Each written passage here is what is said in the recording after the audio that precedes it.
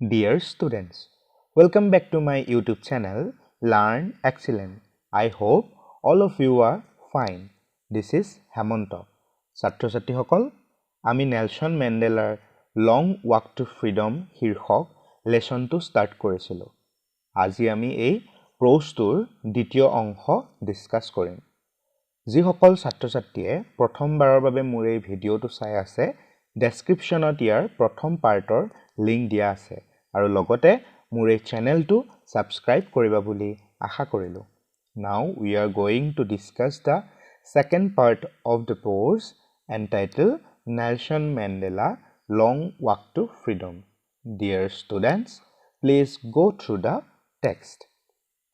A few moments later, we all lifted our eyes in awe as a spectacular array of South African jets, helicopters, and troops carriers roars in perfect formation over the Union buildings.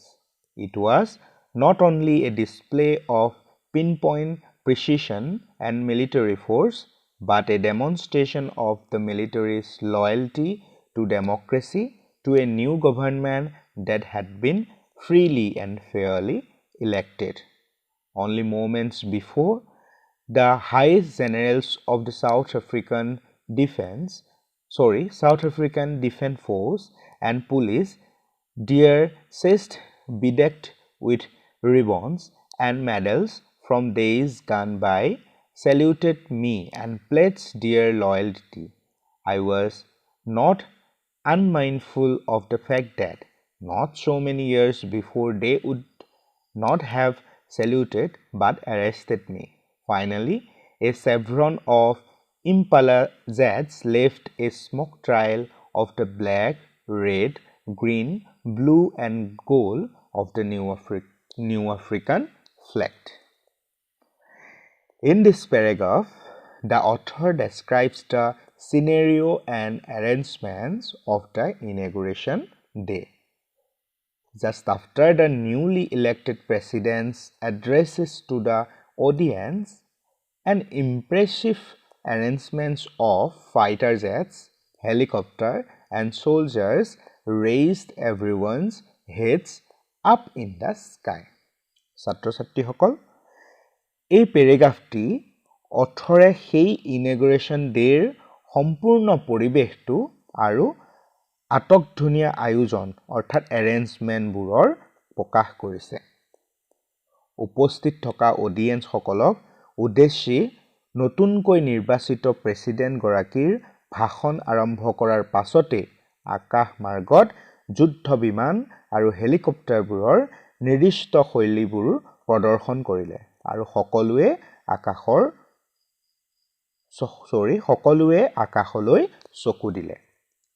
It symbolized perfection as well as military's respect and obedience towards the free country.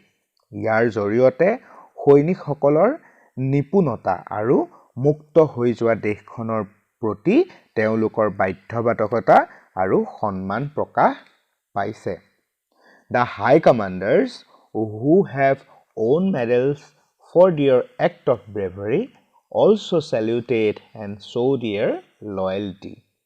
Here Mandela mentions that he was well aware that these commanders who were now saluting him would have arrested him under the previous role during the oppressive of supremacy. উচ্চ পদস্থ বিষয়াসকল যিসকলে নিজৰ সাহসিকতাৰ বাবে বিভিন্ন medal লাভ কৰিছিল, তেওঁলোকেও মেণ্ডেলাক সন্মান প্ৰদৰ্শন কৰিছিল। ইয়াত নেলসন মেণ্ডেলাই প্ৰকাশ কৰিছে যে এই কমাণ্ডাৰসকলে যিসকলে তেওঁক সেলিউট কৰিছিল, তেওঁলোকে শোষণকাৰী হোৱাইট ৰুলাৰ্ছ সকলৰ সময়ত নেলসন মেণ্ডেলাক কেৱল এৰেষ্টহে কৰিছিল। The air show finally ended by making a V-shape with black, red, green, blue and gold colored New South African flag.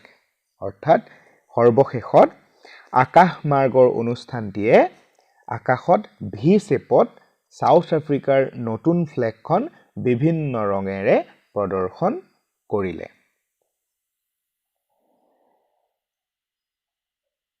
The day was symbolized for me by the playing of our two national anthems and the vision of white singing Nikosi Sikelel I Africa and the black singing Die Stem, the old anthem of the Republic.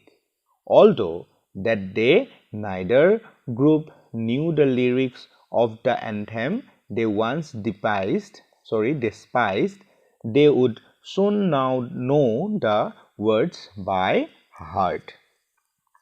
In this paragraph, the author remembers the day as the playing of two national anthems of the country, one of the whites and the other that of the blacks.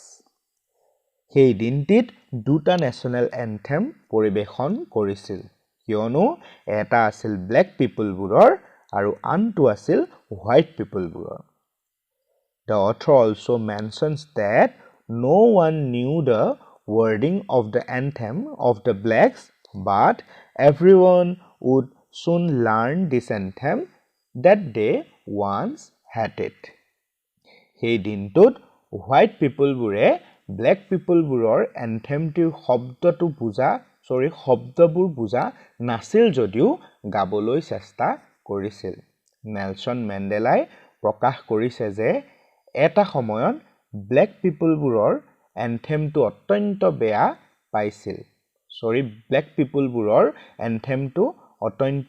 বেয়া পাইছিল মানে white সকলে কিন্তু সময়ত হেইটো সোনকালে শিকি ল'ব বুলি আশা কৰিছিল On the day of the inauguration, I was overwhelmed with a sense of history.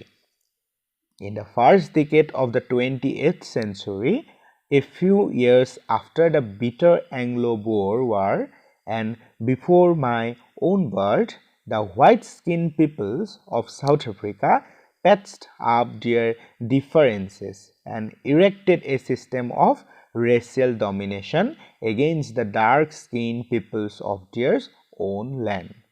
The structure they created formed the basis of one of the harshest, most inhuman societies the world has ever known.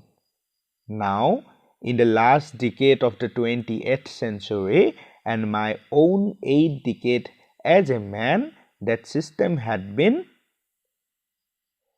overturned forever and replaced by one that recognized the rights and freedoms of all peoples, regardless of their color of their skins.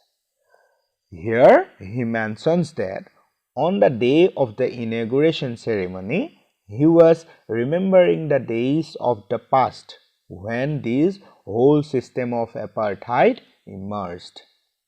তেওঁ উল্লেখ কৰিছে যে শুভাৰম্ভণিৰ এই বিশেষ দিনটোত তেওঁ আগৰ সেই এপাৰ্থাইড পলিচিখনৰ বিষয়টো মনলৈ আহিছিল The apartheid policy resulted in inequality and inferior treatment of the dark-skinned people.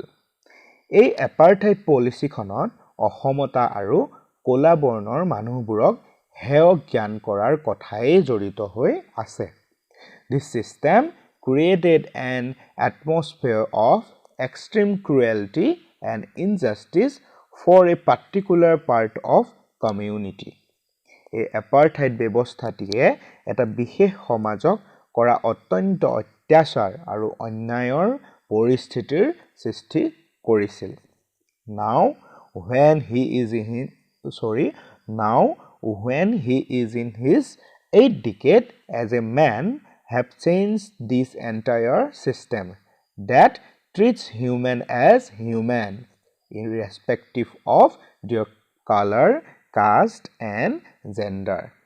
কিন্তু এতিয়া যেতিয়া তেওঁ 80ৰ দশকত ভৰি দিলে সমগ্ৰ আভ্যন্তৰীণ ব্যৱস্থাটো সলনি কৰি য'ত জাতি বৰ্ণ আৰু লিংগ নিৰ্বিশেষে মানুহে মানুহ হিচাপে ব্যৱহাৰ কৰিছে that they had come about through the unimaginable sacrifices of thousands of my people whose suffering and courage can never be counted or repaid. I feel that as I have on so many other days that I was simply the sum of all those African patriots who had gone before me. That long and noble line ended and now began again with me. I was pained that I was not able to thank them and that they were not able to see what their sacrifices had wrought. Here he mentions this equal and free country as a result of sacrifices of countless other men and women who have all their lives for this day. অৰ্থাৎ তেওঁ প্ৰকাশ কৰিছে যে এই সম আৰু মুক্ত দেশখন গঠন হোৱাৰ অন্তৰালত অসংখ্য পুৰুষ আৰু মহিলাৰ আত্মবলিদান জড়িত হৈ আছে যিসকল আজিৰ এই দিনটোৰ বাবে উপেক্ষা কৰি আছিল সেই সকলক নেলসন মেণ্ডেলাই কৈছে যে সেই সকলো ব্যক্তিক ধন্যবাদ জ্ঞাপন কৰিছে যদিও দুৰ্ভাগ্যবশতঃ তেওঁলোকে তেওঁলোকৰ সাহসৰ পৰিণতি চাবলৈ সক্ষম নহল Nelson Mandela wishes them all but unfortunately they didn't live to see the result of their courage ছাত্ৰ-ছাত্ৰী সকল এয়া আছিল লেসনটিৰ দ্বিতীয় অংশ আশা কৰো সকলোৱে অলপ হলেও বুজিবলৈ সক্ষম হ'লা যদি ভিডিওটোৰ পৰা অলপ হলেও উপকৃত হ'লা তেন্তে চেনেলটো সাবস্ক্ৰাইব কৰিবলৈ নাপাহৰিবা জয় আই অসম